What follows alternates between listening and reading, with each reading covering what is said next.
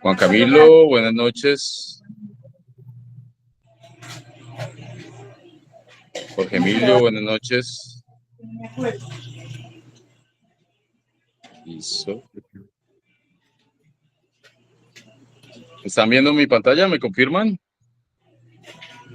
Sí, señor. Sí, señor. Señor. Bien, iniciamos. Entonces, estamos acá para compartir conocimientos sobre electricidad. Vamos a arrancar de manera general, así como se deshoja una cebolla por capas, desde lo que miramos, que es lo que nos está iluminando en estos momentos sobre nuestras cabezas, eso que es corriente alterna. ¿Cómo se produce ese mundo de la electricidad? ¿Desde dónde arranca? ¿Desde dónde es lo más básico? ¿Por qué se llama electricidad? Todo arranca desde el átomo, desde la partícula hasta ahora, o hasta hace muy poco, porque ahora se ha descubierto partículas aún más pequeñas, pero no deja de tener validez que el átomo está compuesto de un núcleo donde se hallan los neutrones y los protones. Ahí están todos juntitos. ¿Listo? Por favor, cierran el micrófono, los que tengan abierto el micrófono. Verifican. ¿Alguien más se quiere unir? Bien. Entonces, ¿qué sucede con el átomo? Con sus tres componentes principales, neutrones, protones, que están y que conforman el núcleo, y los electrones, que son, digamos, los vagos, los que pueden saltar de un átomo a otro, pueden armar un flujo de electrones como si fuera moléculas de agua. ¿Listo? Y por eso, allá el señor de la radio nos dice a nosotros que el fluido eléctrico mañana estará suspendido en los barrios tales y tales y tales. Porque al igual que el agua es un fluido, en este caso de electrones, y el agua pues es un fluido de moléculas H2O. ¿Cierto que sí? Todos sabemos eso, todos hemos tomado agua y todos hemos de pronto sufrido algún correntazo, alguna electrización. ¿Listo? En algún momento. Bien, eléctricamente nosotros consideramos unas cargas positivas, ¿sí?, y unas cargas negativas. ¿Listo? Todo arranca de ahí. Yo estoy explicando desde lo más básico. Tengo que mi esposa puede estar cargada de energía negativa y yo puedo ser muy positivo. Eso tiene que ver hasta con la forma en cómo uno se siente. ¿Listo? Ahora bien, cargas iguales se repelen, cargas contrarias se atraen. ¿Listo? Estas de acá se repelen. Bien. Por eso mucha gente, cuando sufre una electrización, o se queda pegada No se despega. La expulsa, ¿cierto? Sí, señor. Muy bien. ¿Listo? Todos aquí tenemos experiencia, algo de experiencia por lo menos. ¿Listo? Aquí también se repelen positivo con positivo y negativo con negativo. Ahí sí Se atrae. muy parecido al efecto magnético, ¿no? Polo norte se atrae, pero si se encuentra un polo norte con un polo norte o un sur con sur, se repelen. Tienen el mismo comportamiento. Por eso este módulo que estamos empezando hoy se llama electricidad básica y electromagnetismo. Vamos a ver si alguien se quiere conectar. Listo. Ahora, ¿qué significa tener una carga negativa? ¿Y qué significa tener una carga positiva? Ustedes dirán, bueno. A mí. Era la hora que le das un poquito de volumen.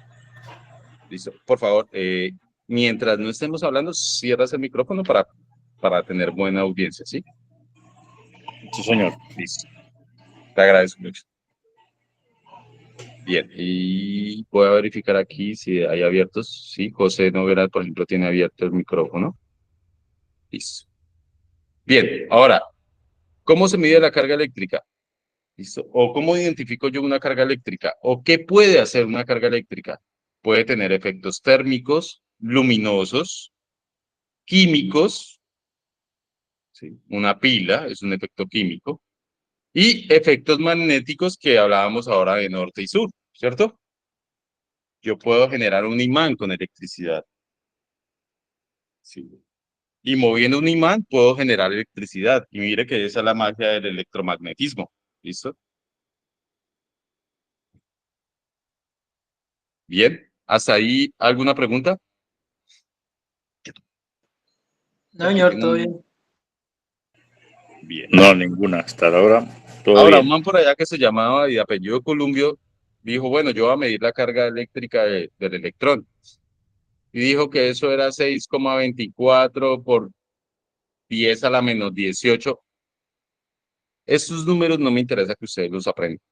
Me interesa que se aprendan el concepto. Los números están en Google y están a la mano.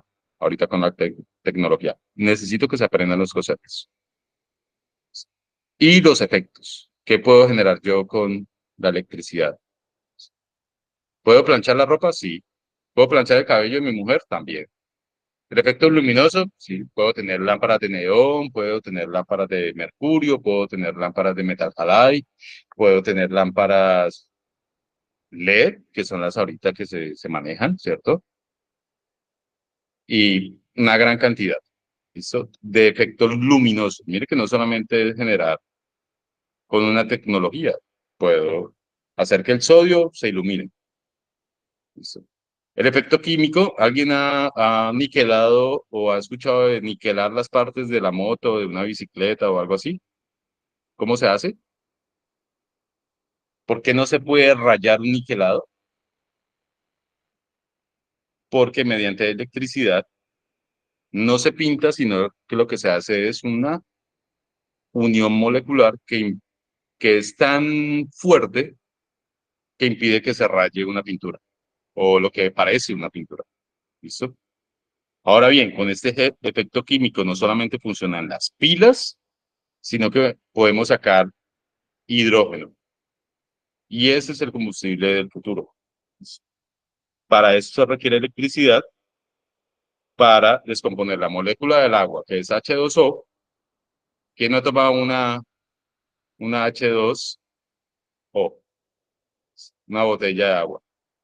Todo, ¿cierto? Entonces, de aquí podemos sacar el hidrógeno, 2 moléculas de hidrógeno por cada oxígeno. La electricidad hace que esta molécula se descomponga y yo los pueda separar y obtener un gas que se llama hidrógeno, mucho más potente que la gasolina.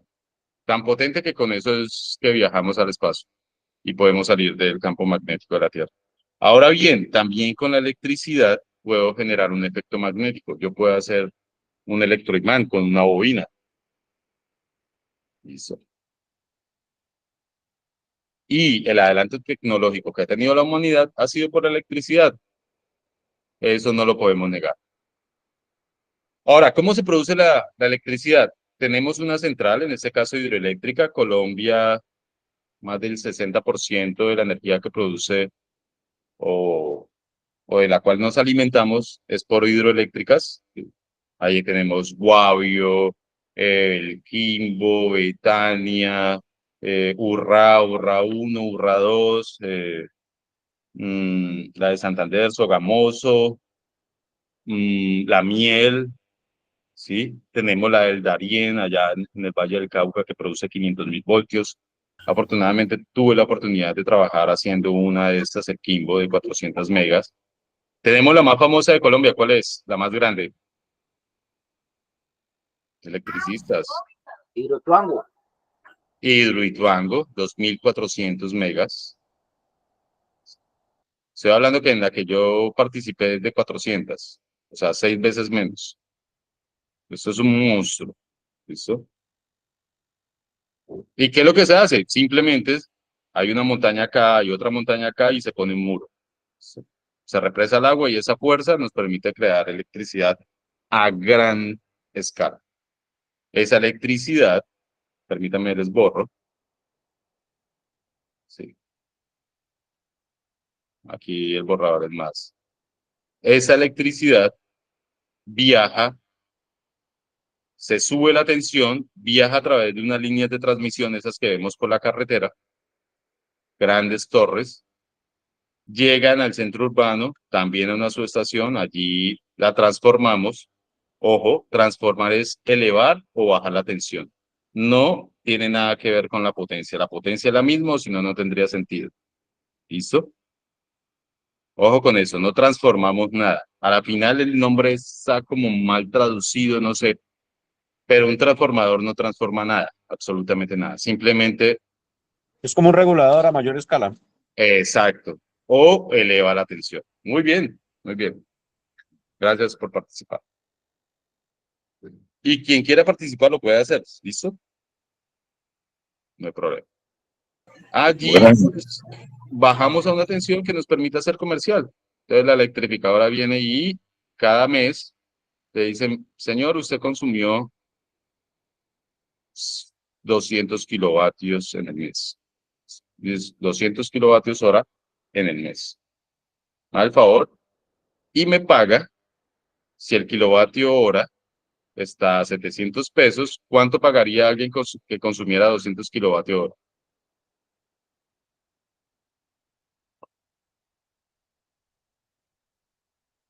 ¿140.000? Como 140.000 pesos. Muy bien. 140.000 pesos. Ajá. O sea, casi que una décima del sueldo. El 10% del sueldo. De un salario mínimo. Ajá.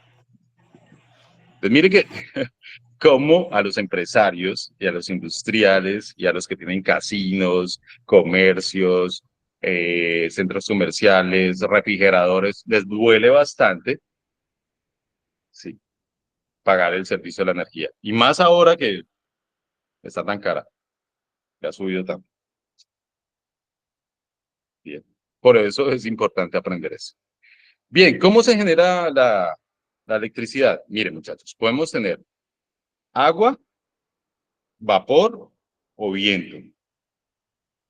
Si obtenemos la fuerza con la que viene impulsada ese viento, esa agua, ya sea porque la represemos, o ese vapor, ya sea porque lo presionemos, ¿sí? Si yo, por ejemplo, una olla a presión con la que hago los frijoles, ¿sí? Eh, le, le, le, le- le interrumpo la salida por el, pues se me va a explotar, ¿cierto? Hay una fuerza contenida ahí que no tiene por dónde salir y pues va a salir en átomos volando y la olla a presión. ¿Listo? Entonces, también el vapor lo podemos utilizar presionando. ¿Listo? Y por eso existen las termoeléctricas que funcionan con vapor, las hidroeléctricas que funcionan con la fuerza del agua y la energía eólica funciona. Eólica. Pero igualmente las Eólica por termoeléctricas medio de están la utilizando combustión de petróleos y de derivados del crudo. del petróleo crudo, sí. También se puede, eso, queroseno, se llama y se producía mucho antes. ¿Qué es lo que pasa? Que la eficiencia es mucho más baja. La eficiencia de su carro, cuando usted le echa gasolina, los que tienen carro o los que tienen moto, la energía que produce la gasolina es como, y la que se aprovecha es un 45%. El resto se pierde en calor. Sí. Y eso es muy poco eficiente.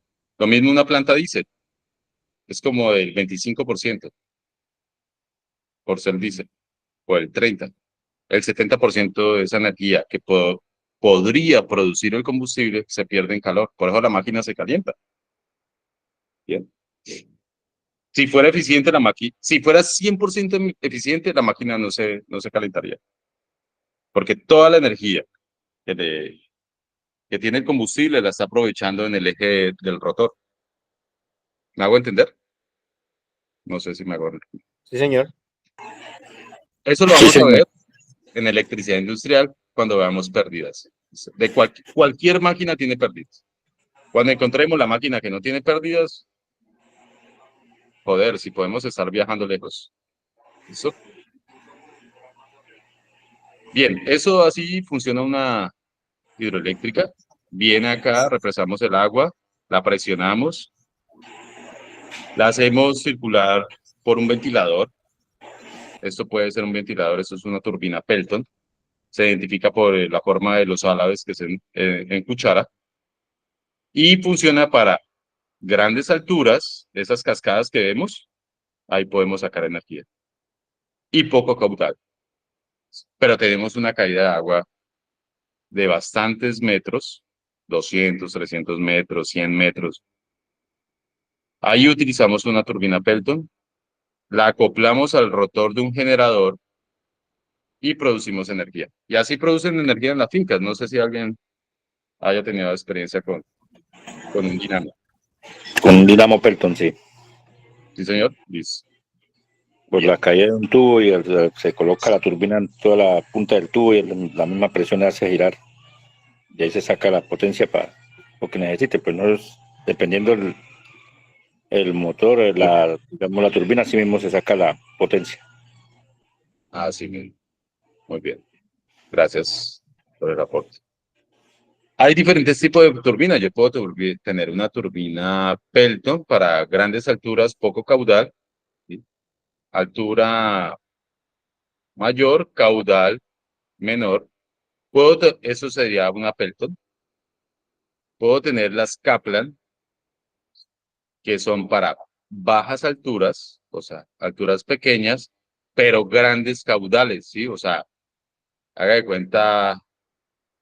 Y este efecto se utiliza mucho cuando la marea baja y sube. Cuando la marea baja y sube, yo puedo represar el agua. Cuando la marea sube, cuando baja, abro las compuertas y genero energía. Listo. Y grandes caudales. Y tengo una mediana que se llama la Francis, que me sirve para medianas alturas, medianos caudales. O sea, es más eficiente. Eso es una relación. ¿Listo? Uno escoge la turbina de acuerdo a esas dos variables para poder producir la mayor cantidad de energía. Una cosa es la turbina, diferenciémosla. Diferenciémoslo. Una cosa es la turbina, esta de acá, y otra cosa es el generador. ¿Cómo están acopladas? Pues por un eje. ¿Listo? Como si fuera un ventilador. Hagan de cuenta. En vez de yo enchufarlo al toma, lo hago mover las aspas con una fuerza, ya sea el agua, el viento o de vapor. Yo quiero que traten de pensar en eso. ¿Listo? En un ventilador, en vez de enchufarlo, y por los cables que le enchufo sale energía. Y esa es la magia de la corriente alterna. Bien, ¿hasta ahí alguna pregunta, muchachos? ¿Alguien tratando de conectarse? No. Bien, entonces entramos en un concepto, el más básico, que tiene que ver con electricidad, que es corriente. ¿Cuándo hay corriente? Les pido que hagan un ejercicio en este momento. Volteen a mirar hacia sus lados, miren el toma, miren si está conectado, si tiene algo conectado o desconectado. Díganme si el toma que está vacío, que no tiene nada conectado, ¿tiene corriente o tiene voltaje?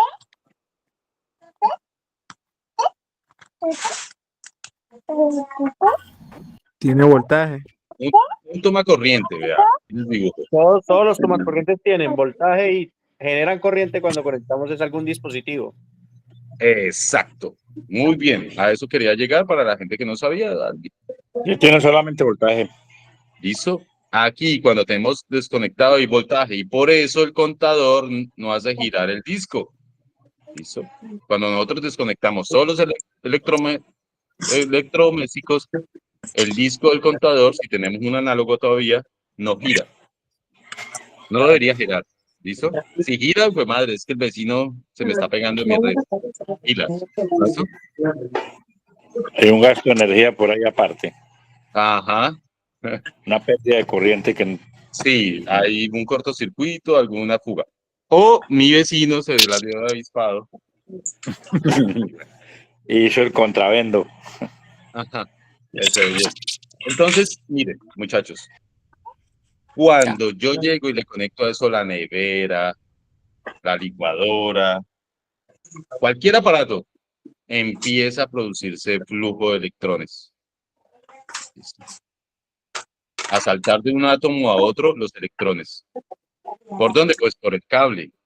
¿Sí? Y ahí sí, como apareció corriente, ¿listo? Permítame acá, yo borro, que eso es importante. Juan, te quedó el micrófono abierto. Aquí hacia alguien, ¿cierto? Discúlpeme. No, soy yo.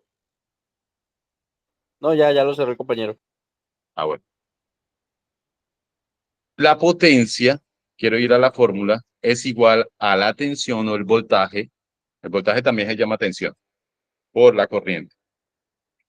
Como la corriente aparece cuando yo conecto un aparato, pues empiezo a consumir una potencia. Y esa potencia por unidad de tiempo, ya sea por una hora, 24 horas, que es un día, ¿cierto? ¿O cuántos días es una semana? ¿Cuántas horas es una semana? ¿7 por 24? 72, 144 más 72. Nos da como 230 y punta de horas, ¿listo? Y así a 132. 30 días. La electrificadora nos cobra 30 días, ¿cierto que sí? Cada mes nos llega el recibo. Entonces, cuando yo tengo una potencia consumida en un determinado tiempo, las horas miden, son las unidades de tiempo, ¿cierto? Tiempo y potencia. Tengo y multiplico esas dos cosas, tengo energía. Y a nosotros, ¿qué nos llega? ¿El recibo de la potencia o nos llega el recibo de la energía? El recibo de la energía. Exacto. ¿Qué tanta potencia? ¿Qué tanto esos caballitos que usted tiene en cada toma? ¿Sí? ¿Qué tanto funcionaron? Miren, la potencia de un caballo, ese animalito que nosotros vemos por ahí, es de 746 vatios. Obviamente, pues un caballo más fornido, entrenado, pues va a tener más potencia, ¿no? O uno todo flacuchento, mal alimentado, pues va a tener... Tenemos un promedio, 746 vatios. ¿Para qué sirve 746 vatios? Pues para alumbrar 7,5 bombillos de 100 vatios. O sea, lo que tenemos ahí en el tomacorriente en nuestras casas y lo que hace tan, tan útil la electricidad en nuestros tiempos es que tenemos caballitos que nos permiten mover cualquier cantidad de carga. Cada toma son 2 caballos, porque a cada toma se le puede colgar hasta 1500 amperios. ¿Listo? Entonces, según el RETIE, cada toma corriente puede hacerse cargo de una carga, valga la redundancia, de 1500 amperios. Ve, de 1500 vatios. Discúlpeme, se me trocaron los cables. 1500 Son vatios. Y si 15, cada pero sí caballo 15. tiene una potencia de 746 vatios, o sea, cuando decimos que el carro mío tiene 300 caballos de fuerza o 300 HP, estamos hablando de que esa carroza la está empujando o arrastrando 300 caballos. ¿Listo? Estamos hablando de un Ferrari, un Corvette.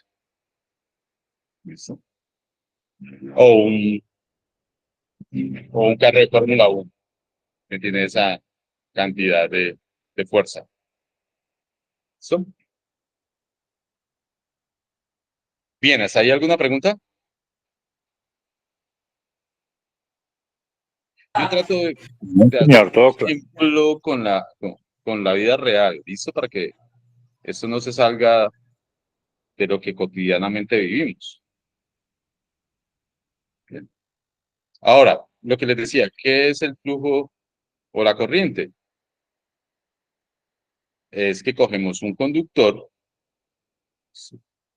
lo cortamos a la mitad, como está acá en la gráfica, y le medimos la velocidad de esos electrones.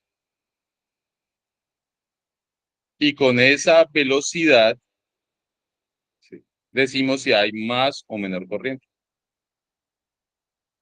Obviamente, si los electrones van a mayor velocidad, va a haber más corriente. Es decir, están cargados energéticamente mucho más. ¿Qué pasa cuando hervimos el agua? Ebulle, ¿cierto? Se forman burbujas. ¿Hay velocidad ahí? Sí, las Sí, claro, moléculas se están acelerando, están más cargadas de energía. se carga más de energía. Por eso cuando nos damos un correntazo o una electrización, es diferente a 220, a 480, a 13200, a 345, porque la fuerza y la energía o la capacidad que tiene ese circuito es mucho más alta y es mucho más peligroso. Bien, Pero, allí entran pero los efectos. también está, digamos que han habido mayor cantidad de accidentes por bajas tensiones, por lo que no hacen el efecto de explosión y rechazo, sino que hacen el acople y dejan pegada a la persona. Entonces, digamos que también es un factor de riesgo aún a tener mayor en cuenta en bajas tensiones que en mayores tensiones. Sí, la baja de tensión, por decir baja, no quiere decir que no sea peligroso. Miren, el corazón, tiene mucha razón lo que dice el compañero, se sale del ritmo, nuestro corazón lleva un ritmo, ¿no? Una frecuencia cardíaca. A los 25 miliamperios ya empieza usted a bocachiquear como un pez fuera del agua. ¿Listo? O sea, ni siquiera llega a un amperio y es tan peligrosa que con esa milicorriente ya usted está en riesgo de un paro cardíaco. Miren en la flecha acá. Con 20 miliamperios pierde control muscular, lo dice en inglés, ¿sí? Hay quemaduras de la piel y ampollas, pero mire que ya con 100 miliamperios, es decir, con 0,1 amperio, que es lo mismo que 100 miliamperios, ya usted entra en salida del ritmo del corazón. ¿Y qué es salida del ritmo del corazón? Un paro. Sí, es un paro. Entonces, esos son los efectos típicos de la corriente a través del cuerpo humano. Y la mayoría de personas dicen que, En inglés, pues, acaban aprendiendo inglés. y la mayoría de personas lo que dice es, no, como es tan poquita corriente, no tengamos tanta precaución. Y en realidad es mayor la precaución que hay que tener en mínimas corrientes que en máximas. Porque en máximas, la misma potencia de la corriente te puede retirar incluso de la zona en la que te encuentras, te va a De causar daños, pero te ella va a misma lo retirar puede alejar. del entorno. Mientras que bajas al contrario, que a veces lo estás jalando más y lo estás sosteniendo. Entonces hay veces que uno se confía que porque está bajita la corriente y mentiras que es donde está uno apeligrando. Muy buenos aportes. Y les voy a cerrar el aporte con eso. Yo tenía un compañero cuando trabajaba en telefonía pública que le hacíamos mantenimiento a los teléfonos públicos de ojos de monedas. Yo les hacía el mantenimiento y el recaudo. ¿Sí? Y tenía un compañero que probaba si había línea o no había línea con la lengua. ¿Sí? Con 50 voltios. Y creía que no le pasaba nada. Imagínense donde haya un retorno. O sea, algún cortocircuito que se esté derivando por allí una mayor tensión. Claro, era un factor de riesgo que el man ni siquiera estaba consciente. También, Pues que Con estaba la... confiado de que todo estaba bien. Entonces por Sí, eso lo sí, hacía. a ver también, si había duro o si no había duro también con lo la línea. viví. Sí, porque hay un alto riesgo de que vaya a haber la consecuencia de que haya un corto por ahí o una línea abierta y tome para que lleve y ahí queda. Se esté Yo estaba aterrizando yo, una También lo tuve con dos experiencias. Una, cuando era técnico en telecomunicaciones de Claro, utilizábamos las antenas que cogían por señal satelital y un compañero pues le conectaba la línea 25 Sigue. Tranquilo. miliamperios por... el compañero lo que hacía era, cogía y verificaba que le llegara corriente al foco que iba a enfocar la antena arriba al lente con la lengua. Y le decía yo, venga, Mm, eso no es peligroso. Él me decía, no, porque es una corriente muy leve. Y un día se le fue, como dijo un compañero, se le fueron las luces y le quemó la lengua. Entonces, mm, desde ahí me quedó la experiencia de eso. Y cuando ujú. destapábamos lo que era telefonía, alguno de los compañeros dejó sin protección ni nada conectado una tarjeta de un equipo, un teléfono. No tomó la precaución y como estaba sin guantes, cuando la fue a retirar de donde estaba, digamos que tenía una sobrecarga eléctrica y también llevó un corrientazo muy leve, pero también lo sufrió. Con una sola tarjeta de Por muy leve entonces se por le eso les decía descargaron que los condensadores de la tarjeta. ¿Sí? ¿Qué pasa? Los exacto, condensadores, y aprovecho de una vez, son como tanques de agua. ¿Sí? O sea, el efecto condensador, solamente hay tres clases de cargas en un circuito eléctrico. Una resistencia, muy bueno el aporte porque entro a otro tema. ¿Sí? Una bobina, que es un motor, la representación de un motor. Estos son los dibujos que lo representa, y un condensador. El condensador funciona como un tanque de agua. Por eso se utilizan mucho en los reguladores. ¿Qué pasa cuando la tensión de la red del poste que llega a la casa se baja? El condensador actúa como un compensador, ¿listo? Como tiene una reserva, compensa esa tensión que se bajó y el equipo, el computador, la nevera o lo que tenga usted delicado, en el caso de hospitales, por ejemplo, pueden ser equipos de cirugía, que se les coloca UPS, regulador, planta. Sí, en una cirugía no se puede quedar sin energía, sino al papayo del paciente. ¿Sí? Ni ve el cirujano, ni está el oxígeno, ni está nada. ¿Sí? Entonces, solamente tenemos tres tipos de carga. El condensador actúa como una reserva de tensión. La bobina actúa como una reserva de corriente y la resistencia sí todo lo convierte en calor. ¿Sí? Por eso una plancha, una freidora, una estufa eléctrica es una resistencia pura. Solamente matemáticamente tenemos tres tipos de carga. O sea, nosotros no distinguimos entre lavadora, microondas ni nada de eso. O es una resistencia, un motor, una bobina o un condensador. ¿Un transformador qué es? Una bobina. ¿Listo? Dos bobinas. ¿Listo? Una con menos espira que la otra y por eso eleva o baja. ¿Qué es un condensador? Un compensador. Quiero mejorar el factor de potencia y que no se me pierda tanta energía, coloco condensadores.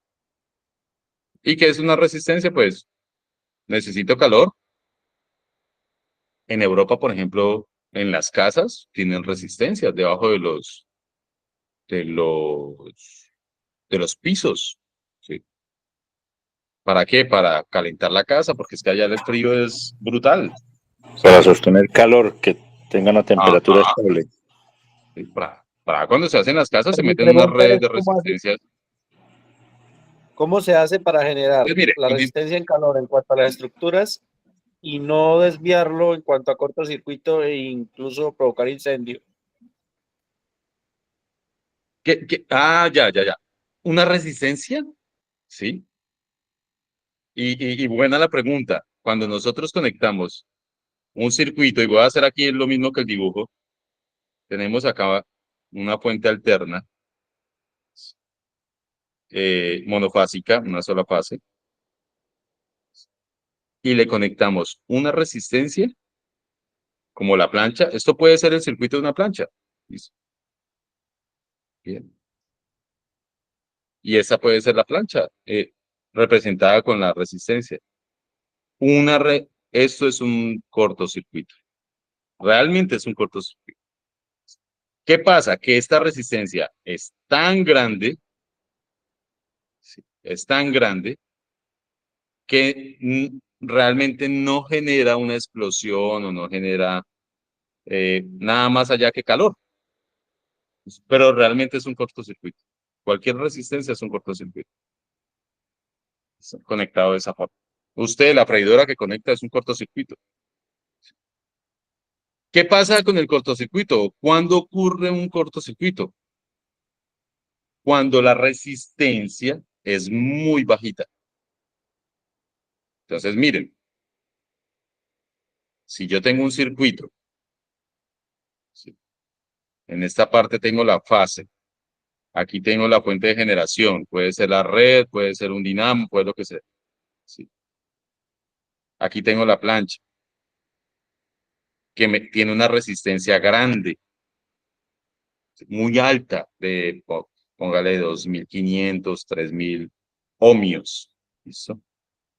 Pero si yo uno de estos dos cables acá, ¿listo? Porque se pelaron, porque se unieron, porque el ratón, porque cualquier cosa, genera un cortocircuito. Porque aquí la resistencia es tan bajita que la corriente se me va hacia el infinito. ¿Listo?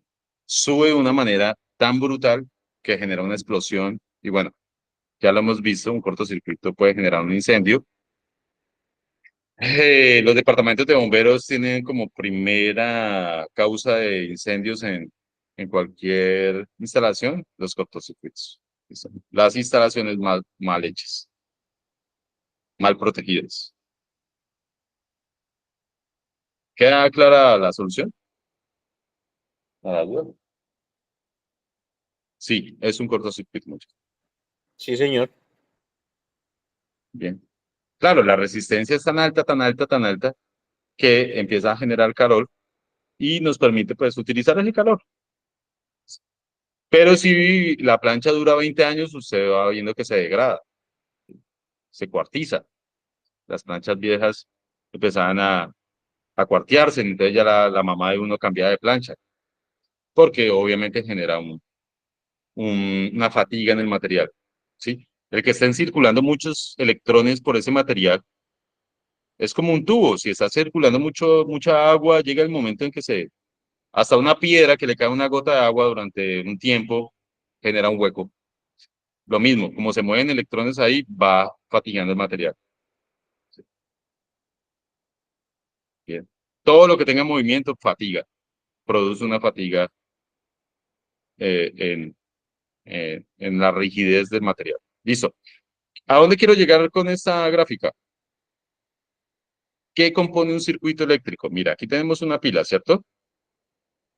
Polo positivo y polo negativo. Los electrones siempre viajan de negativo a positivo, pero para efectos matemáticos los tenemos de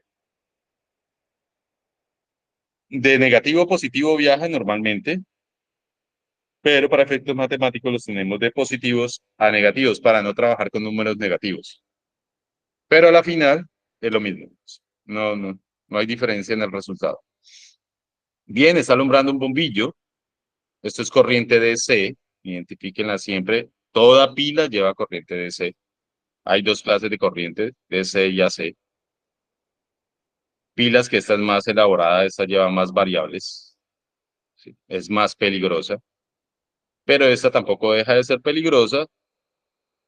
Sin embargo, matemáticamente es mucho más simple. ¿Listo? La AC matemáticamente sí ya eh, le exige a uno más cálculo. Bien. Y vean, corriente alterna. ¿Qué es la corriente alterna? Miren y fíjense en el dibujo. Sí. ¿Cómo puedo representar yo la corriente alterna? Como una onda. En un determinado tiempo es positiva y en el otro tiempo es negativa. Listo. Aquí tenemos voltaje, aquí tenemos tiempo.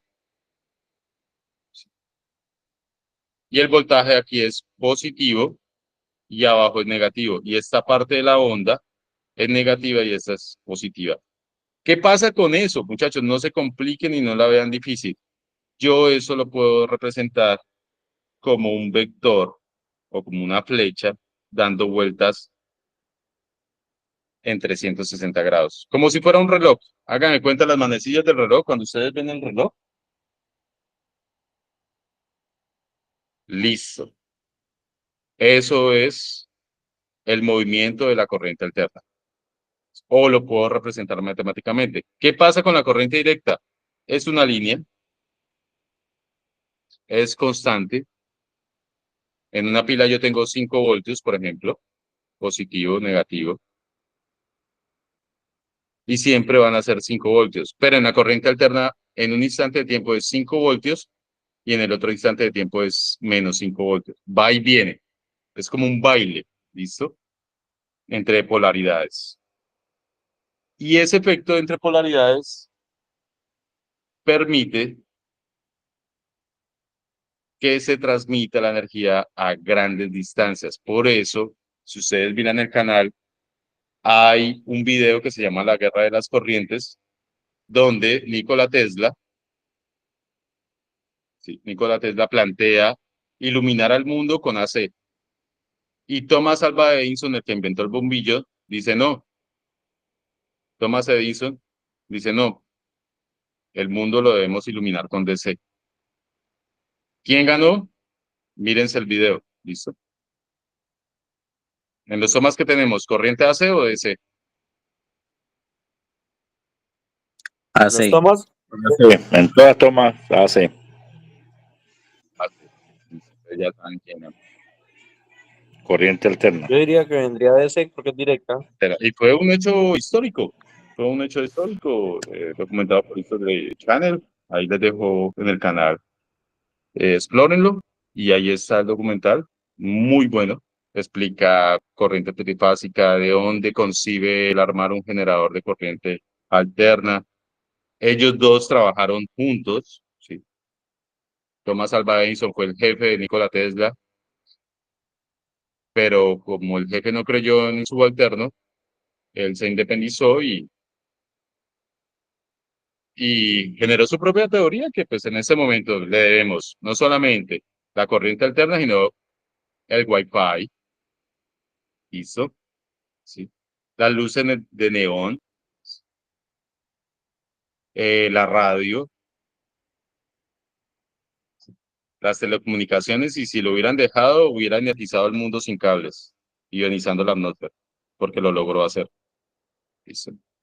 Pero pues obviamente hay intereses económicos donde no nos quieren mantener conectados con cables. ¿Listo? Sin embargo, ustedes han visto que ahorita los celulares, algunos se cargan sin cables. Se pueden iluminar bombillas sin cables. ¿Sí? Entonces, no fue un tipo, o más bien fue un tipo muy desconocido por los anales de la historia, pero su conocimiento pues nos alumbra. Muchachos, vamos terminando. Si tienen alguna duda, yo no quiero ir tampoco tan ligero. Esos son temas que hay que irlos desmenuzando. ¿Listo? ¿Tienen alguna duda? Vamos a ver. Todo esto lleva a la ley de Ohm, resistencia eléctrica. La resistencia es, según la ley de Ohm, es igual a la tensión sobre la corriente. Ya vimos corriente, ya vimos tensión. Ahorita vamos a ver resistencia eléctrica y todo eso nos lleva a una fórmula que no va más allá de una división entre la tensión y la corriente. O también puedo decir, despejándola, la tensión es igual a la corriente por la resistencia. ¿Sí miran? Divisiones y multiplicaciones. Eso tampoco hay que ir a la NASA. Ojo, dos conceptos muy importantes. Venga, antes de pasar a esos. La resistencia eléctrica es todo lo que se opone a la corriente. Yo quiero que se aprendan eso. ¿Listo? Si aquí o hacia esa dirección van los electrones, la corriente, el mismo material se opone al paso de la corriente. sea, su estructura molecular impide o facilita el paso de la corriente. Entonces, ¿el caucho facilita o impide el paso de la corriente? Impide. Impide. Es una Impide. isla. Una Es un resistencia aislante, o profe. bajita. El plástico, el caucho es un aislante. Es un aislante, tiene una resistencia altísima. ¿Listo? Este valor es muy alto y nos permite aislar la corriente del cuerpo humano, de la tubería, del suelo. Ahora, ¿qué pasa con los conductores? El cobre es conductor, la plata es conductora, el aluminio es el conductor, el oro es conductor, el hierro es conductor, el acero es conductor. Sí, señor, son conductores. Y Sí, todos los señor, todos son circuitos, conductores. Exacto. Entonces, esos Todos los materiales circuitos tienen una antiguamente eran a resistencia base de oro. bajita. Quiere decir que tiene una resistencia baja. Ojo, hay unos materiales que de acuerdo a cómo son excitados o a la temperatura, dejan circular o impiden el paso de la corriente.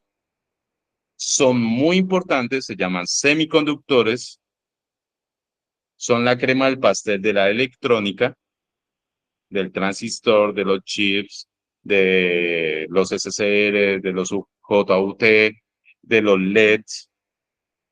Eso que ilumina ahorita no son luminarias, son semiconductores. Los LEDs, las lámparas son semiconductores. Que tienen un efecto lumínico y nos alumbran. Sí. Pero son y se comportan como semiconductores. Sí. Bien. Ahora, ¿qué pasa con la cerámica o el vidrio? ¿Es conductora? ¿La cerámica es conductora? No, señor. La No, el cerámica no, vidrio. antiguamente los plafones eran de cerámica. No, Ajá. Pero ojo, si los pone a una temperatura muy alta o muy baja, cambian la propiedad. Entonces miren que por eso existe eso. ¿Listo? Listo. Entonces, por ejemplo, están haciendo conductores de cerámica que los meten en hidrógeno muy frío y es tan eficiente la cerámica para transportar la corriente a bajas temperaturas que se vuelve casi un semiconductor. ¿Sí? Entonces, mire que no es descabellado lo que estamos diciendo. Ahora, ¿qué es tensión o voltaje? ¿Y qué es fuerza electromotriz? Tienen mucho que ver, pero no son iguales. A la Unas de final son una movimiento y fuerza. la otra de- ¿La tensión es una fuerza? Cuando usted tensiona la correa, ¿qué le está haciendo? Fuerza, ¿cierto? Una tensión o tensiona la cuerda es una fuerza. Pero ¿qué pasa? ¿Cuál es la diferencia? Esta partecita electromotriz, esta tensión se genera a través de un movimiento. ¿Sí? De un movimiento de un rotor, casi siempre a través de un campo magnético y nos genera tensión o fuerza electromotriz, que también es voltaje. Pero ¿qué pasa con un panel solar? ¿Un panel solar tiene movimiento? No, no tiene. ¿Cierto? No hay ninguna parte motriz o que se mueva en un panel solar. Genera una tensión eléctrica. ¿Por qué? Por una reacción química entre el silicio y el germanio. Lo que sí genera es un movimiento de electrones que generan una tensión eléctrica. Entonces, si miran que, aunque a la final el resultado es el mismo, la forma de producirlo es diferente. Un generador, un dinamo, un aerogenerador, un, mm, un generador térmico, una planta diésel, Todas son es un electromotrices generador porque de fuerza electromotriz. ¿Listo? Distínganlo. Y hasta ahí llegamos en el día de hoy. Muchachos, los espero mañana.